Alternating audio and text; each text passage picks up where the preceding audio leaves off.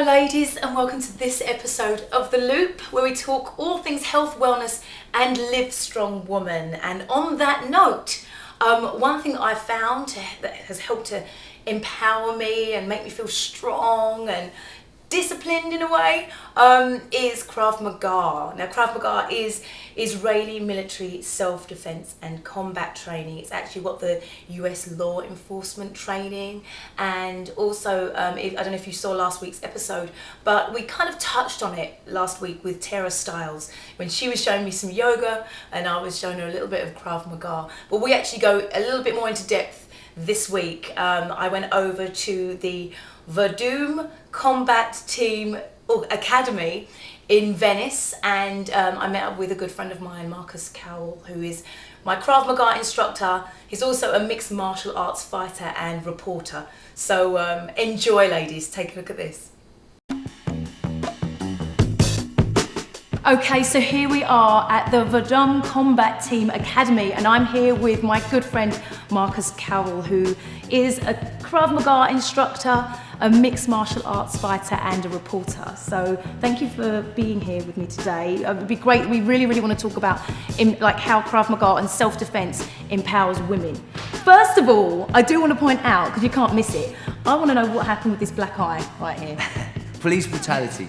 No, I just came back from Sweden, where I taught a few seminars actually, and one of the seminars was for the police in the city that I'm from, Gothenburg, and one of the officers, by mistake, while we're doing a drill, actually just happened to pop me with an elbow from the equivalent of the SWAT teams over there. So it was a big, strong guy. It wasn't that hard, it just hit in the right spot, and it's on its way out. But it got you good and proper. Yes, absolutely.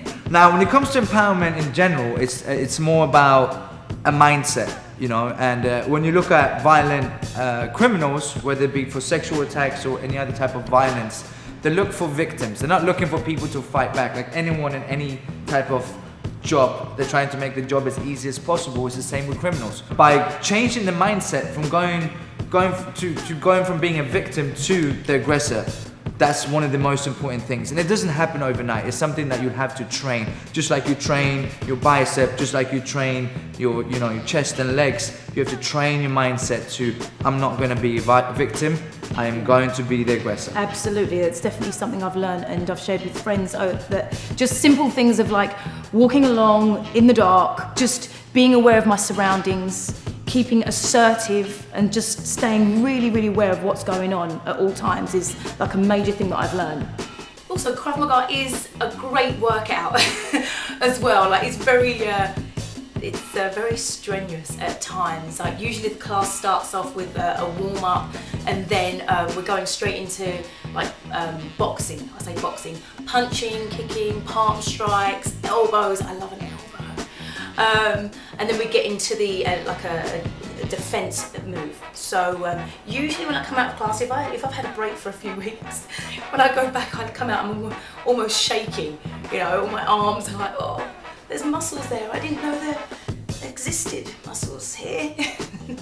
I'm sure you've got stories of you've actually shared one with me where someone had left a class with you and got attacked. Yes. Actually, not too far away from here. At the moment we're down at Verdum Combat Team in Venice, and up in Santa Monica after it was called the Light Show. She decided to walk home on her own, which was not so good. You shouldn't do that. If you can, obviously try to avoid risks. And someone attacked her, and all it took in her case was a kick to the groin that we've been practicing a lot. Now, when it comes to civilians, it's not as common, luckily, because we live in somewhat of a civilized society. But when it comes to police and military, my biggest award when it comes to the type of training that we provide is knowing that someone went home to their family because of what they learned from us. Yeah. That's something that's really big. So the type of training that we do with Krav Maga it's both men and women. But what's so special about it is that it's just as effective for women as it is for men. And children. And children as well. Mm-hmm. Bullying, for example, when it comes to kids, is huge. And again, it's not so much about actually learning the techniques. Of course, it's great. But that mindset of, I'm not going to be a victim. It's not going to happen to me because I'm not going to allow it. Yeah. Wonderful. Thank you, Marcus, for sharing your tips. Now, Marcus is going to show us the defense for the choke from behind.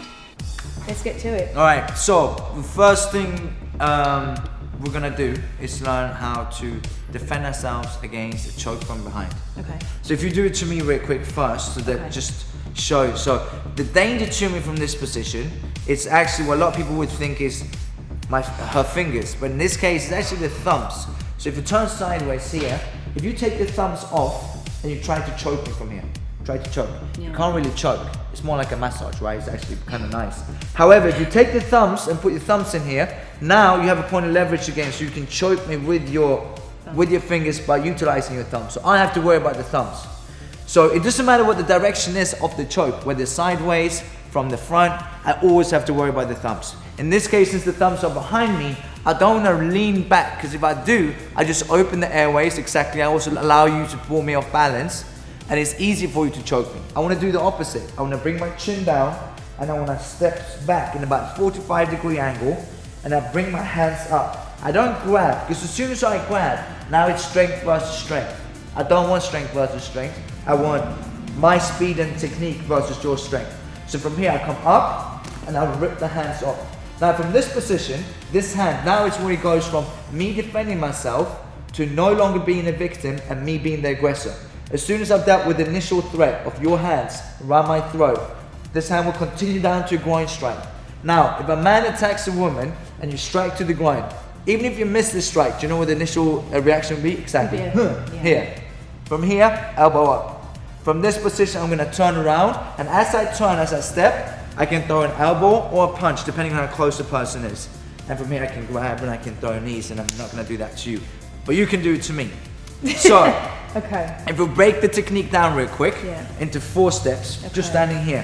First of all, as I come down, as I lean forward and bring my chin down towards my chest, my elbows should stay forward. The reason why, if I bring my elbows out, my hands won't go as far back. You can see that, right? If I keep my elbows in, I can get a lot further back. So from here, we're going to step back with 1 foot, and the hands come up, and we're going to rip down. So again, from here, 1, 2, my hand's going to continue to the groin, and elbow upwards. Good. Back again. 1, 2, elbow as well.